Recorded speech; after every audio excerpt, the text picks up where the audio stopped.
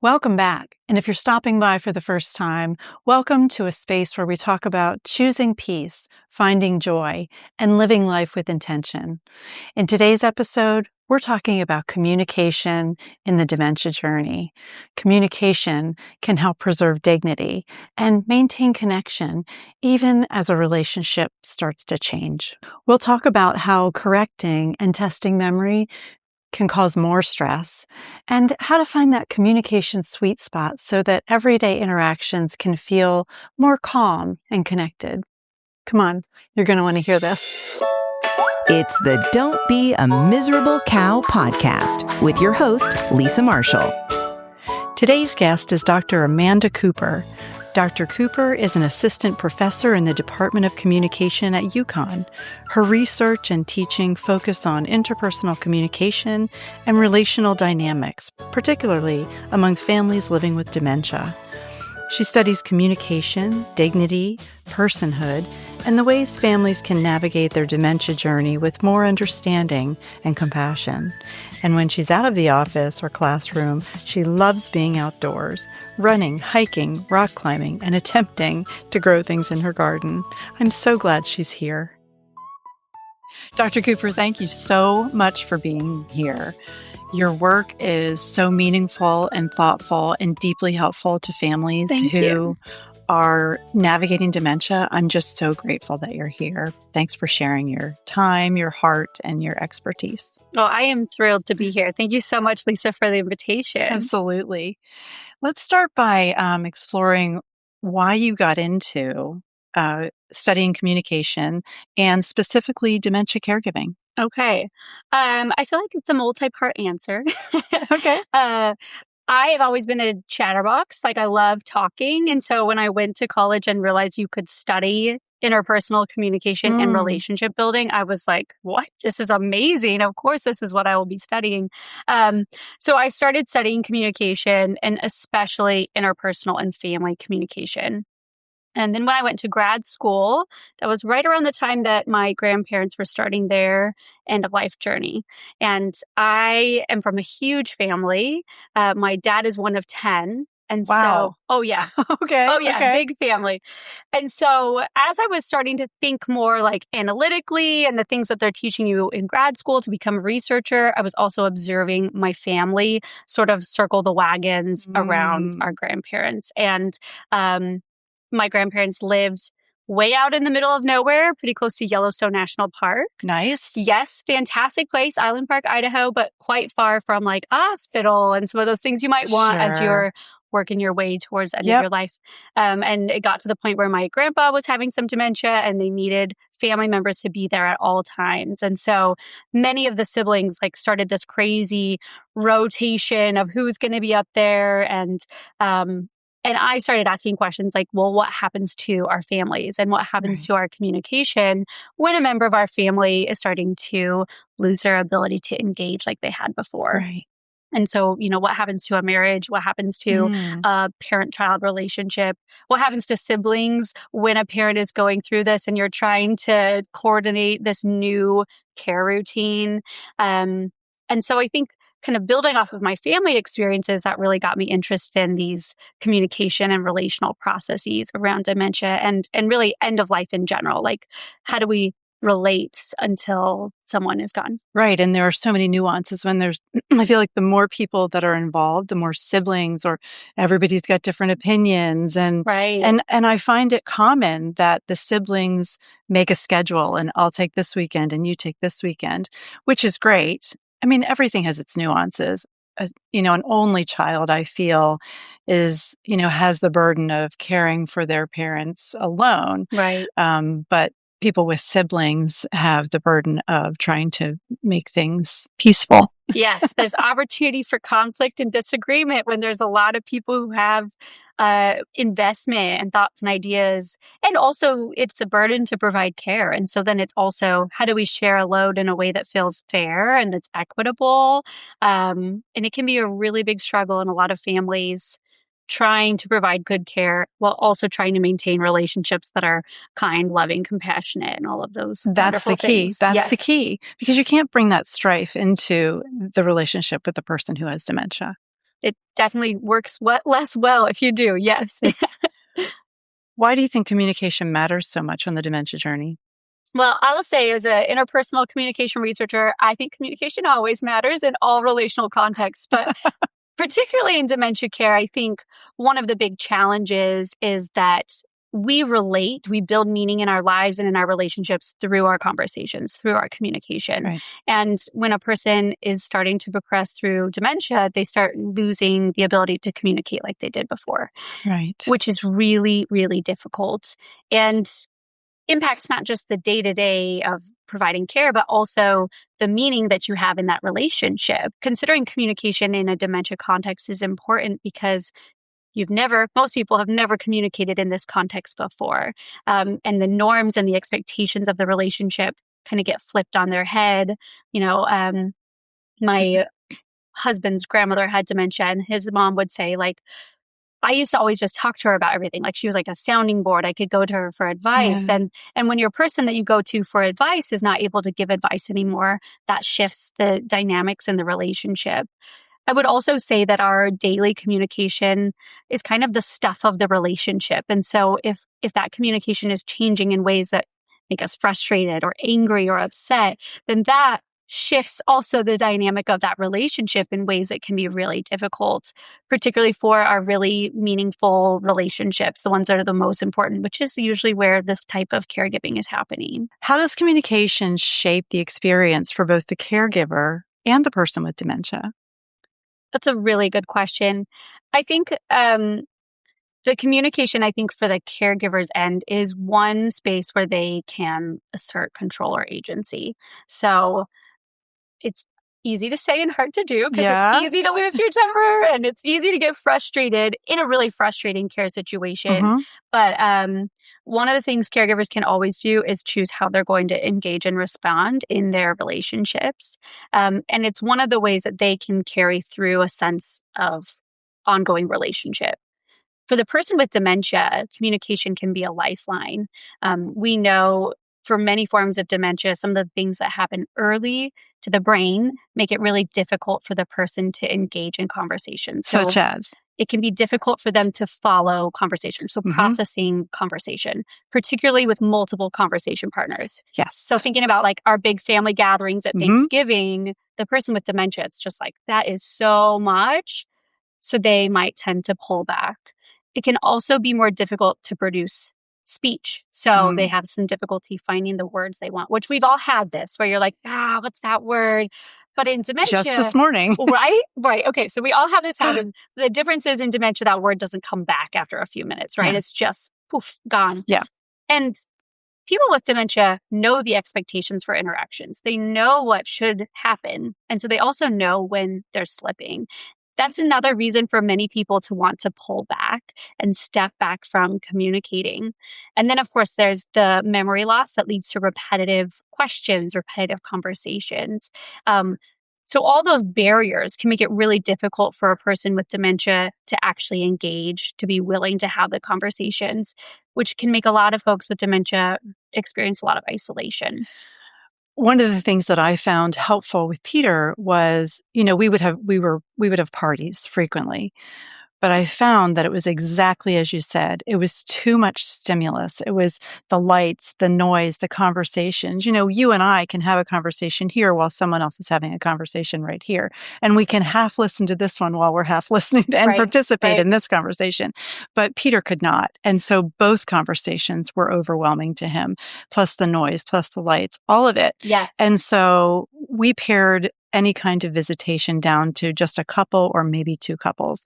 And I think it's important to tell your guests ahead of time, hey, this is what Peter's brain can process. Here's how we need to talk to him. And these are the things that help him to stay engaged and communicate. And that was very helpful, not only for me and Peter, but for our guests too, because they felt afraid coming in and unsure of how to treat Peter and what to say to him and how to communicate. So some tips like that were helpful. Fantastic. I mean, I think that shows a lot of awareness as well. So that's fantastic. I think too, recognizing that most people haven't experienced dementia. So your idea of letting everyone know, like, here's what works and here's not, what works, that's really helpful as well. And I think when we do those kind of things, that opens the door for ongoing conversation, right? So like if we set up a conversation environment where we know the person with dementia is going to be able to actually engage in the conversation, well, now we've created this opportunity for ongoing connection rather than isolation. And so I love that you did that. I think those strategic approaches to what's happening in this environment, what's going on with the people in the room and the flow of conversation. I'm a fast talker. So even recognizing like, settle in a little, right? Slow down in our conversations. Doing those things that are going to help the person be able to keep having conversation can be really powerful in helping them maintain a sense of value, quality of life, sense of self. You know, we get a lot of our identity from our relationships. Sure. So preserving those relationships helps preserve the sense of self, sense of well-being in those individuals. Well, I came to the awareness that those helpful tips were beneficial to my friends. And I'm only admitting this because it's going to help people who hear it. We had a few friends over and, you know, the drinks were happening and the conversations were happening and everybody was having a great time. And I was very engaged with our guests. I was not very engaged with Peter. And by the end of the night, I realized that Peter was kind of wallpaper. And he was just trying to absorb and I think he felt isolated, but he didn't want to draw attention to himself because he didn't understand what was happening. And I feel like that can be really scary. For sure. I think one of the things about dementia that's helpful when I'm talking to caregivers is reminding them like, it's easy to expect our loved ones to be able to do what they've always done and not to notice when they're not able to do what they've always done. You talk about preserving personhood. Tell us what that is. Yeah. Personhood goes way back in the dementia caregiving literature, actually. So Tom Kitwood was, I believe, a sociologist, and he was working in long-term care and noticing the way individuals with dementia were treated almost like they were objects. Yes. Like, yeah. Kills me. And obviously this is problematic for many reasons, but he noticed like the care these individuals are receiving is appalling and really they're treated as if they're not people. And so he started this movement, this personhood movement. Like personhood is about acknowledging the humanity of the person with dementia, recognizing the past of who that person was and what they still are, and really bringing to light their personhood, who they are as a person, and acknowledging that they are still people. Right. Caregiving research has been in dementia care really moving towards how can we promote personhood? Right. What do we do to help maintain this sense of value and belonging and ability in people who are changing as they experience the progression of dementia? And how does that affect the person with dementia? Well, I mean, so here's an example. In the last month of Peter's life, I took him to a neurologist appointment. Now, that was excruciatingly painful to do. I needed to have a nurse with me. We needed to guide Peter physically. There are so many things in retrospect that I look back and I say, why did I even take him to a neurologist appointment at this time? Because what was the point? But, you know, you're so in it as a caregiver that you don't have logical thinking sometimes. But, you know, we had to worry about his continence. We had to worry about anything unpredictable that could happen. So many things to worry about. We finally get in the room. He's on the table. I'm talking to the assistant, and we're going down our checklist of things that we need to talk about. Hospice and what's going on with Peter physically, mentally, behaviorally, all of those things. Now, the neurologist, okay, I'm going to go get the neurologist, she says. She goes out, brings the neurologist back in.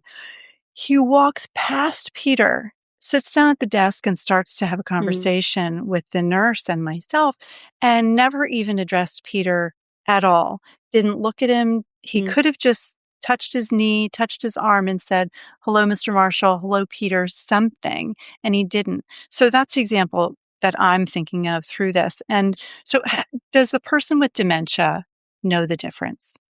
I think yes. I do too. So I'll say we don't always know when someone's in really late stages of dementia exactly what they're aware of. So can't speak in complete universalities, but people who are early and moderate stages of dementia, they are aware often of what's going on. I would guess people in late stages also are.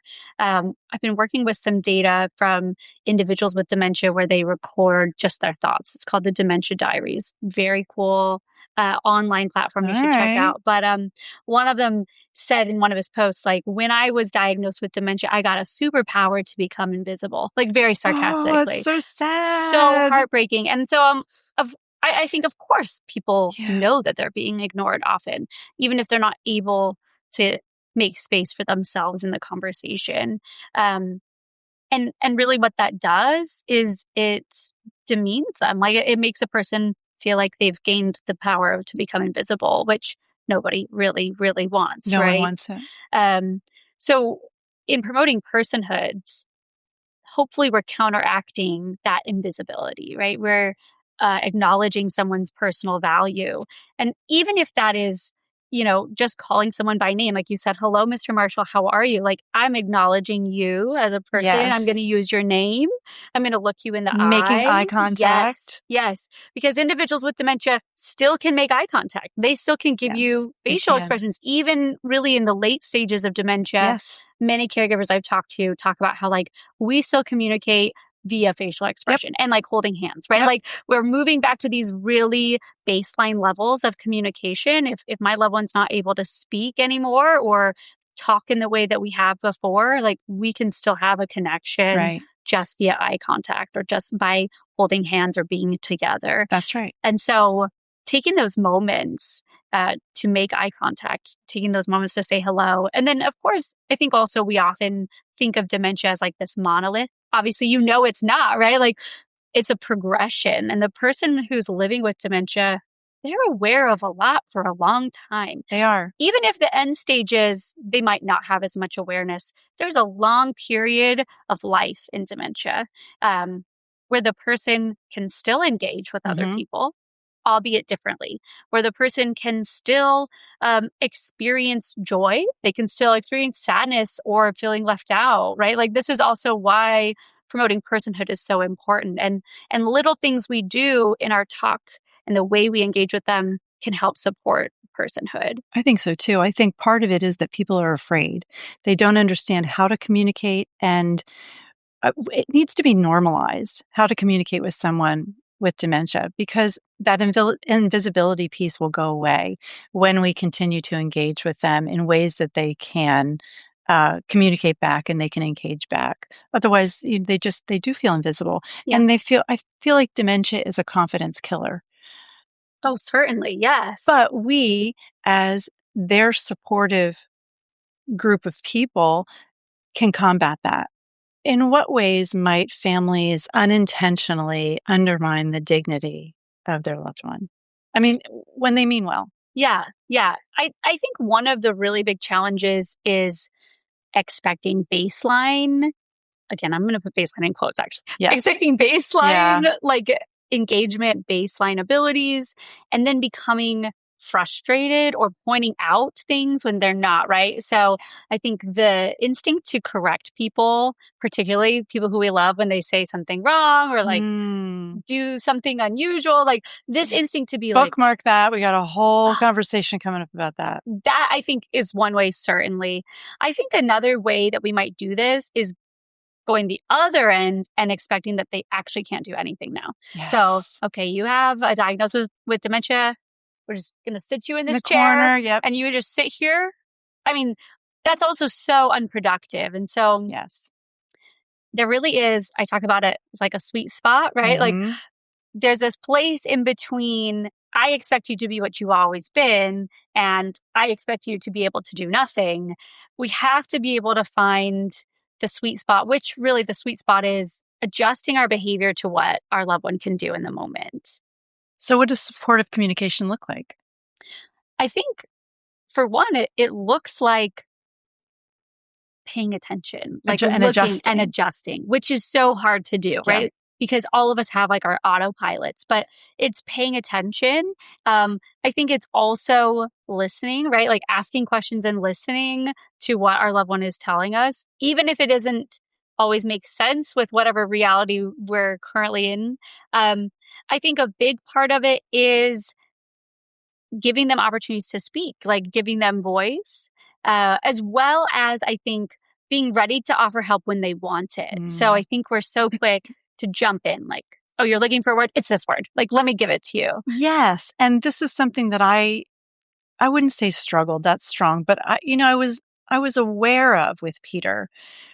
How long do you let them feel challenged before jumping in, and what's jumping in too quickly? It's a fine line. It is. And I think a challenge because it can shift as well. Yes. I think, especially earlier, waiting for them to ask for help. Like I always say, if someone is not hurting themselves, you or others, then it's probably okay for them to be doing whatever they're doing, right? But if you notice, like, this is taking a while, if they're getting frustrated, you just might say, like, oh, hey, can I help you with this? Like, but asking permission, right? Or like voicing, like, oh, I'm noticing this is maybe not going as well. Like, can I help you out with it?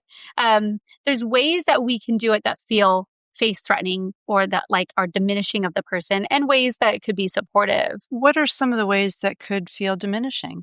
I think when you take over and do something completely for someone else, or when you just say, you're doing that wrong, you're doing that wrong, right? Like, because that's not usually very productive for all of us, right? Like if I'm trying to figure out something and then you're just like, you're doing it wrong, I'm not going to really be able to do better. I'm just going to be annoyed at you. In my experience, when we care with compassion, everything goes more smoothly, right?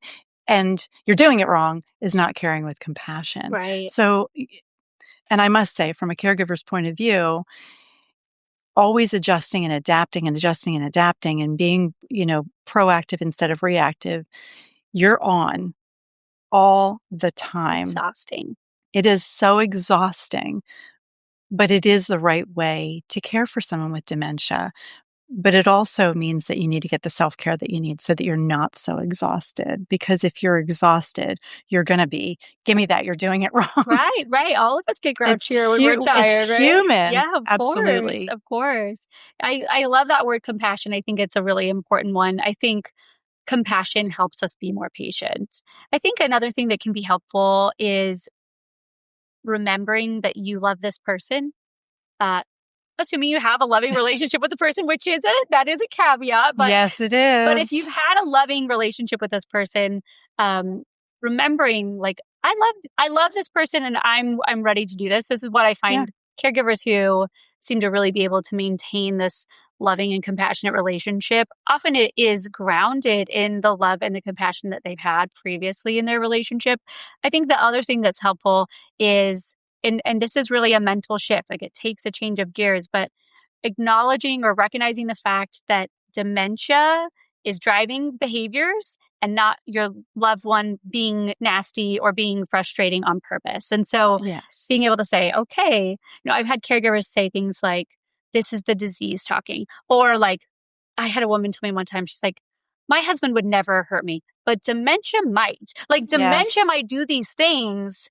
And being able to blame dementia for unkind behaviors that sometimes happen with dementia, or just frustrating things like dementia's really getting on my nerves today, rather than I'm really annoyed at my loved one today, right? Because I think when we are putting the ownership or the intent on our loved one, then in our typical relationships, if you keep on being annoying, I'm going to be annoyed at you, right? Like, that's kind of how we approach our communication, our interactions. If I think you have ownership of your behaviors, then of course this is your fault. But if I'm able to, and it is really a mental shift, I'm able to say, dementia is doing these things, and I am annoyed. Like dementia is driving me crazy, and I also still love my husband. And like I can preserve this like place of compassion and this person that I've cared for, while also being allowed to feel angry or frustrated, like blaming that on the source of those behaviors, and separating them from that person that you care for, that you do want to be compassionate and kind towards. I mean, that is one thing that when I meet caregivers who have been able to really make that mental shift, they do so much better at that compassion and that patience. It's a terrific tool if you can do it. Yes. It's difficult when emotions are running high and, behavior or even communication is being repeated and you're frustrated and, all of those things. And so it's hard. Are there any tools that you have to help a caregiver trigger that thought? It's not dementia. I mean, it's dementia. It's not my loved one. This is something I'm working on right now. I'm currently working on some research to test out a writing technique to help caregivers make this mental shift. So the data is still coming in. So I don't have, I haven't thoroughly tested this, but initial tests do show changes in frustration during interactions as well as hurtful behaviors during conversation with the loved one. And so what we've been having caregivers do is write letters to dementia, get it all out, send dementia a letter. So we have we have them write 3 letters to dementia, just tell dementia how you feel, get it all out essentially. And also with that, really separating, not making dementia an entity I can write a letter to. Right. I'm making dementia. I've had caregivers who say dementia is a third party in our relationship now, which is an unpleasant thing, but it sure does give you a scapegoat, right? It absolutely does. And it just changes my whole perspective. Right. So again, findings are not conclusive yet. But still. This is something I'm working on testing. But so far with our very preliminary data, we do see some promising trends in this sense of frustration, people's reported communication behaviors towards their loved one, which, reporting bias there potentially, but at least some promising things. And so we're working on developing this tool of writing letters to dementia. I think that's something that could be helpful. One of the things that helped me was kind of taking inventory of what I was doing. If I felt impatient, it was typically because I hadn't allowed enough time to do whatever it was that we were supposed to be doing and we were late, or that I was just doing too much. So taking inventory of what was important and what wasn't was very helpful because a lot of things weren't important anymore. The dust bunnies on the floor, the dishes in the sink, the bed is unmade, so what? But holding Peter's hand on the porch and counting cars, that was more important to me at that time.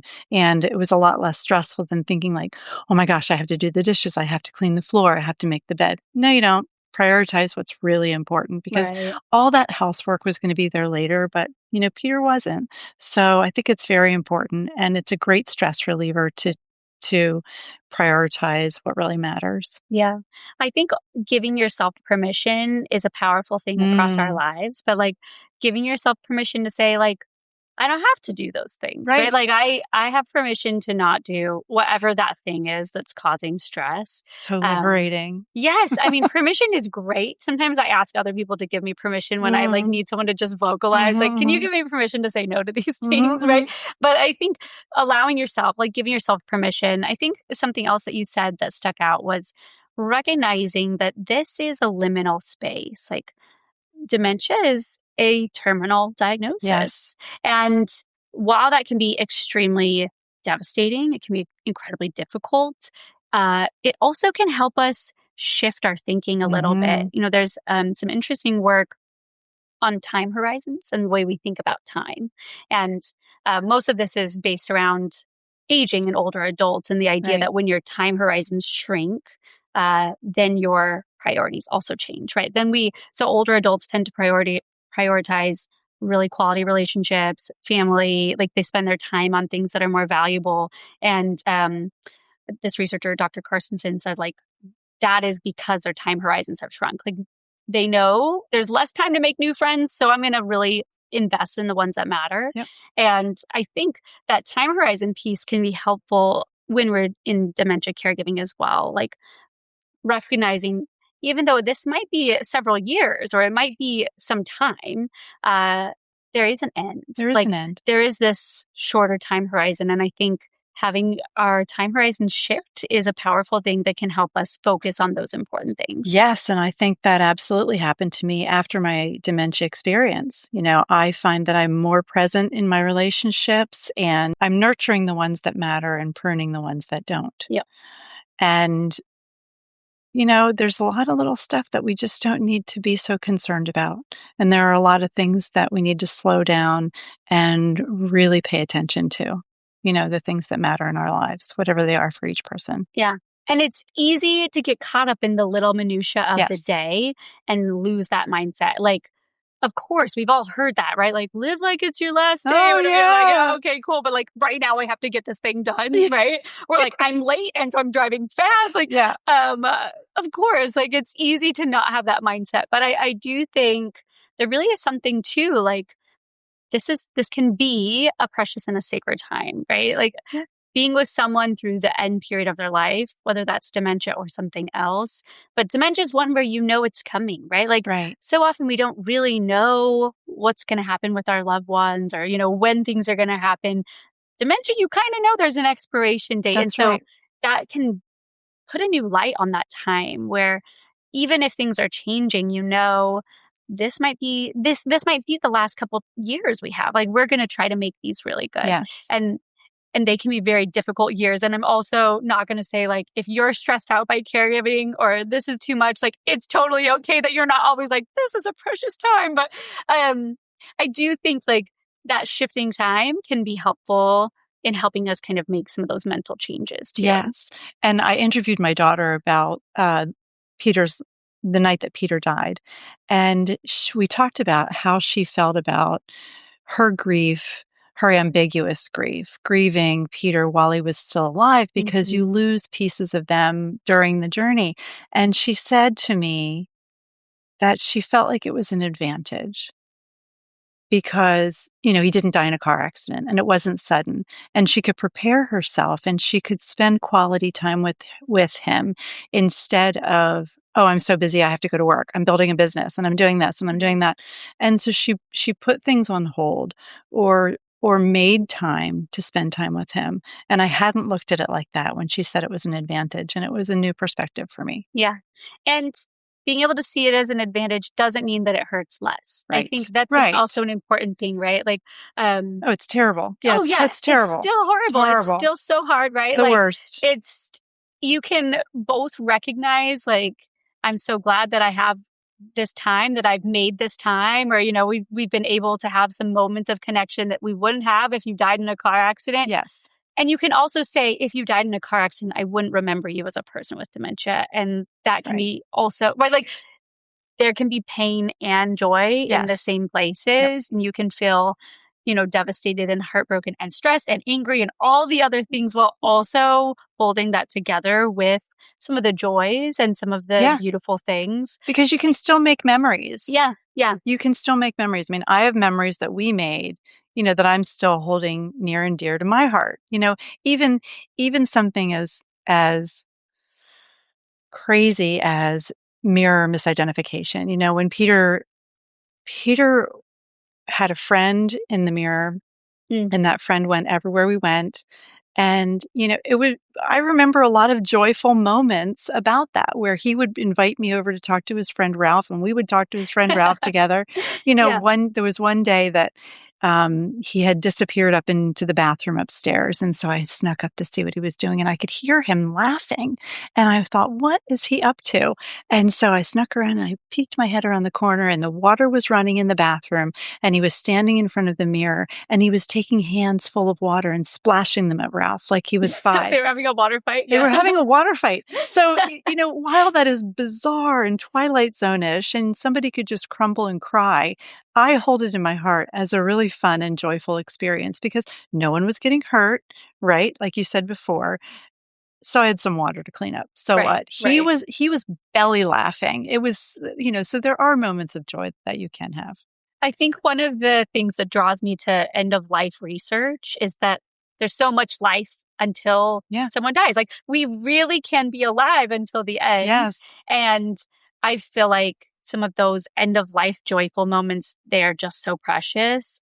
So when someone lets me into their experience and tells me about their experiences, it almost feels like holy ground, like sharing these moments that they're able to have. And I think with dementia, some of the things that can make someone maybe a little crabby or frustrated, sometimes they get worse, but sometimes they just peel away. Mm-hmm. Let's get back to something you touched on earlier, and that communication sweet spot. Tell me more about that. Yeah. So I've done some work looking at conversations between family members Okay. and their loved one with dementia. And what we were looking for is like, what does the family member do to support personhood? Like, where do we see movements in these conversations where they're supporting personhood? So one of the big things is reminding the person of who they were before. So that could be through storytelling, right? Like sharing stories together. It could also be like asking them, like, what do you remember about your childhood? Yeah.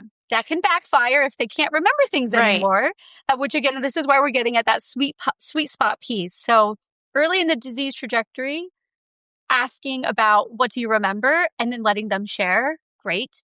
If they can't remember, don't quiz them, right? Like, don't give them the memory quiz. You tell the story. Yeah. Like, oh, well, you grew up in Brooklyn and you had 5 sisters. Like, you then share their stories and reminisce with them. And this is so different from testing their memory. Right. Which we did find sometimes family members would say, like, do you remember this? Do you remember this? Do you remember this? Do you remember this? Or, like, that's not very helpful. No, or this is Amanda. Remember Amanda? Right. Come on. Right. She's your sister. Right, exactly. Don't do that. No, it's not helpful. Right. There's no need to point out places where they're not performing as they used to. Right. But telling stories together, fantastic. Reminding of them of things you've done together. Like, do you remember when we took this trip and this thing happened? Like, even if they don't fully remember it, if you tell a good story, it can still be really enjoyable. And entertaining. Yes. Why can testing their memory create stress for the person who has dementia? I think it's just a reminder of the ways that they're not able to perform in conversation as they used to.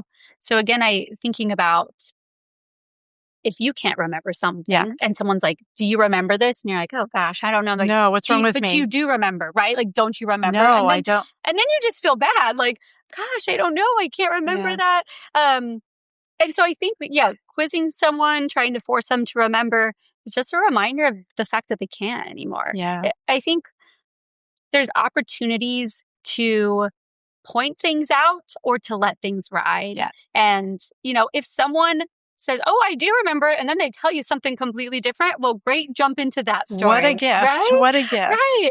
Or if they say, I don't remember, then you say like, well, let me tell you what I remember. Or, I don't remember perfectly either, but maybe, right? Like, we can do these are small little things that we do in our talk, like just little micro movements in our conversation that can just let's move over the fact that you can't remember. We don't have to push on that piece. Instead of quizzing Peter on things that if I knew he didn't remember something, I would just tell him the story again. Yeah. And one of the most fascinating things to me was how he would say, really? His face would light up because it was as if he heard it for the first time every time. Yeah. And he was delighted in the stories, and I was delighted to reminisce about them too. Of course, yes. So here's a tough question for you. I'm a huge advocate of joining their reality because they can't join ours sometimes. And, if you have a caregiver who insists on telling their loved one the truth, no, mom died, 4 years ago, don't you remember? Or testing memory, as we've talked about before.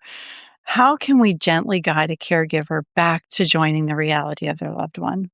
That's a tough one. I mean, I know in my own family, when my grandparents were going through this, some family members would say, like, I will not lie to my dad. And so they get stuck on that. Yes. And we don't want to lie, of course. Like, that's a core value for most people is being honest. And so I think one thing can be reframing what this is. Like, this isn't lying. This isn't that you're trying to deceive anyone. Right. But really what it is giving them an opportunity to continue to participate. And so if I'm trying to force you to come into my reality, you're not going to be able to participate. But if I can step here with you, then we'll go on whatever journey you're going to take us on. So I think one thing is shifting away from deception, right? Or lying. Right. Because I don't think it's dishonest, No. right? I don't think we're lying to our family members. I think something else is I think helping caregivers think about, well, what would you think if you were in this situation? So I always say people with dementia maintain logic, right? They just have different processing of the world around them. Right. And so, one of the things that happens is people with dementia can become very suspicious. Right. And so I'll say, well, how would you feel if you always put your purse in the same place every day, every day, every day? You always, always, always put your purse in the same place. And then it's not there and you have no memory of moving it. Like, what are your assumptions? Of course, your assumption is like, somebody took it. Took my purse. Like, someone's breaking into my house and they've taken my purse. Mm-hmm. And so I think if we remember that people with dementia are logical, I can understand your response, right? Or, you know, if I'd forgotten that my spouse had died and then you told me that they had died, logically, I'm going to be really upset. That's going to be hard. Do we need to continually put them in that emotional place? No, we don't. Not for the sake of reality, not for the sake of truth. And so recognizing they're going to have similar emotional reactions to these situations. They're going to have logical thought processes of, okay, if my purse is gone, someone has taken it because I have no memories of moving it myself. Then I think that allows you to start responding differently. Like, oh, you know what? I moved it. I'm so sorry. I hung it up here. Let's put it back in the place it goes. Or, you know, okay, Mom's not here anymore because she died 5 years ago, but I know you're going to feel sad if I tell you she died. So I'll just say she's not here right now, but you'll see her again soon. Right? Yes. And that's not lying. I mean, depending, I guess, on your spiritual beliefs, but honestly, is that going to hurt the person to say she's just not here right now? Let's do something else. Yes. And like, I'm sure you'll see her soon, right? Right. That's not going to hurt them. Then they don't have to relive grief. And also, then you're able to continue moving, right? They keep getting to be a part of that conversation. And sometimes they just need a little redirection. Yes. Right? You know, if they think that they're waiting for the bus because they're going to work, but there's no bus and there's no work, right? I'm waiting for the bus. I'm waiting for the bus, and they're agitated or something. I found that using yes and works really well too. So I'm waiting for the bus. I'm going to my job. Yes. And while we wait for the bus, let's go get a cup of tea, you know, and just kind of redirecting them into, you know, something else to get their mind off of what they're fixating on. I love that. Like an improv tip, right? Everyone says in improv, yes, and. Yeah. I had one caregiver who told me, like, my wife during COVID would always want to leave to go to work, and she'd get really agitated, and they would have big fights about it. Like, you can't go. It's a pandemic. You can't go anywhere. You know, like, she doesn't understand it's a pandemic. Yeah. What's a pandemic? Right. And so it was really a problem in their relationship, caused a lot of frustration and anger. And he said, like, at one point, I just realized, like, this is dementia. Like, she's not going to be convinced.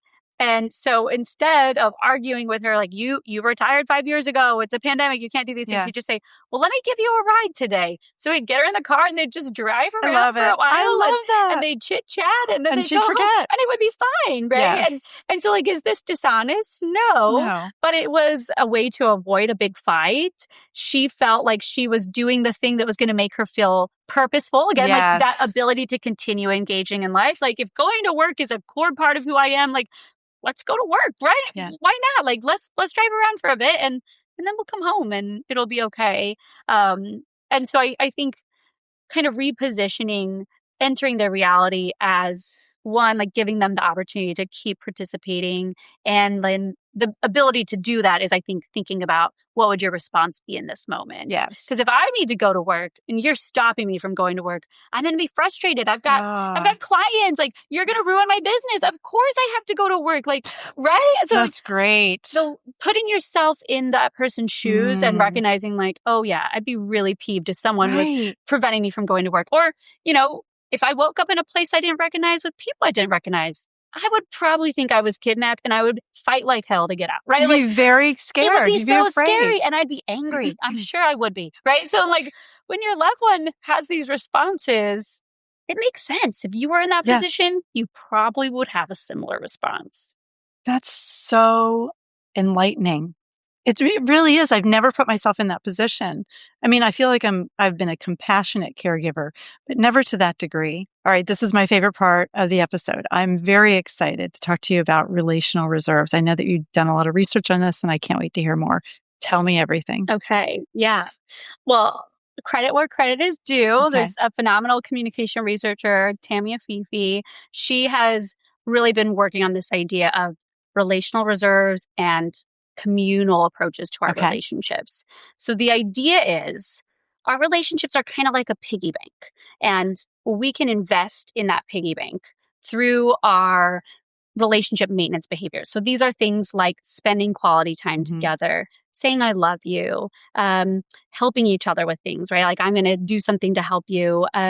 This sounds like all the love languages. It is all like, right? Like, it is the love languages. Throw that in there, right? It's like all the good things we do in our relationship. So the idea is, as I'm in the good times, as I'm investing in my relationship by doing these things that bolster or boost my relationship, it's kind of like I'm investing in the bank. Yeah. I'm creating these relational reserves where we have kind of this pot of goodness that we've established through our ongoing positive communication and maintenance behaviors. Then, when things get difficult, we have emotional reserves we can draw on. So I can sort of like, it's like taking money out of your savings account when you're in financial stress. So we've got the money in the bank, and now I can pull from that to help manage this difficult thing that we're going through. So, and this is not just dementia. This is anything challenging. This is all relationships. Okay. Yeah. So this principle of relational reserves has been demonstrated across relational types. I mean, in my work, I've looked at dementia as being that stressor. And the idea really is these couples or these parent-child relationships that have been doing this, they've been putting money in the bank essentially in their relationships. They've built up this well of positive emotional reserves. They have this sense of love and compassion built up in their relationships. And so when dementia comes, those folks have a better ability to continue to be kind, compassionate, and loving. They also have this relational reserve to draw on when things feel difficult, right? Like, I have this sense of security in what I've already invested in this relationship. There's resources I can pull from. So what about here? So I'm going to throw a zinger at you. Yeah. So let's do it. While we're at it. Yeah, let's do it. So we ran across a couple who he was borderline abusive to his wife. He was diagnosed with dementia, and his personality changed to the man that she always wanted him to be. How do relational reserves come into play there? Wild. Well, again, I don't have evidence or research, so these are all hypotheses. I think that gets back to the idea that you might be able to build during dementia, right?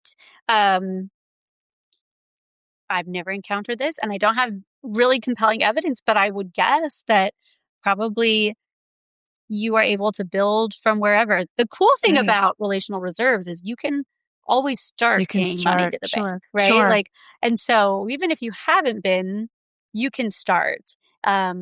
But I would guess, I mean, if we're thinking about like, what are the reserves you bring into your relationship? If you're starting from a place of deficit, that is going to be more challenging. At the same time, I am a believer that people can do real difficult things, and people do. I mean, I've seen so many caregivers really carry phenomenal weight in ways that are very graceful, very compassionate. But I do think for those caregivers who are already in a place of relational load, like they're already depleted relationally, like those are the people we really need to be paying attention to. So when we see caregivers who are already strained, I've talked to caregivers who use prisoner language to describe the experience of caregiving. Like they'll even say like, this is a life sentence. There's a warden. Like I can't escape. Like this really, really difficult language. I think that is a place where those of us who are not caregivers, but who might be aware of caregivers, who might have friends, like those are caregivers that we really need to step up to support. And similarly for community programming and doctors, physicians, like recognizing what are some of those signs that this caregiver might be really depleted, maybe really stressed. I remember after Peter's death, the very first time I left the house, when I didn't need to call someone to help to take care of him, I was tethered, you know, and caregivers are tethered to the house, to the person. And I felt very vulnerable just going out to my car to drive somewhere that I had this freedom now that I was not used to. So, you know, it's traumatizing. It really is. What message of hope do you hope caregivers take away after hearing this conversation? I think the big thing I want caregivers to know is that there is life after a diagnosis, that there's space for joy and difficulty together. Yes. So never to diminish that this is a hard road, never to diminish that there will be pain. Right. It will be really difficult, but recognizing that there can be bright spots in the darkness, or there can be really beautiful moments of connection and love and compassion that carry through. There's an ability to keep having a relationship, albeit very different than the one you've established before. But you don't have to completely lose everything, and things don't go all at once generally. Yeah. So there's this great opportunity to continue to live until the end. And it doesn't have to all be dark. It doesn't have to all be pain. There are opportunities for light and love and connection, but they do take effort. It does take mental effort, emotional effort for caregivers to, I think, capitalize on opportunities for those kinds of beautiful moments of life that are still going to keep happening. So beautifully said. I wholeheartedly believe all of that because I lived it. Yeah. Life didn't end with Peter's diagnosis, and we continued to make beautiful memories and have fun. And, like the story about Ralph and just, taking a walk. And it was lovely to just give myself permission, as you said earlier, to just not do some things that ordinarily I would be doing. Yeah. Thank you so much, Dr. Cooper, for being here. It was an amazing conversation that I know helped so many people. Thank you. Thank you for having me. It's been a joy. I love talking about all of this stuff. Me too. Me too. Me too. Is there someone in your life who could benefit from this conversation? Please support them and share this episode. That's it for today. Thank you so much for spending a little bit of your day with us. And remember, we have a choice. Choose joy, choose peace, and don't be a miserable cow. See you next time. Bye. Bye. Thanks for spending this time with us on the Don't Be a Miserable Cow podcast with your host, Lisa Marshall. If you're looking for a little more guidance or encouragement, you can find Lisa's books, Find Joy, No Regrets, and Oh, Hello, Alzheimer's. And if you'd like to support the show or learn more about Lisa and her guests, visit us at joywithlisa.com.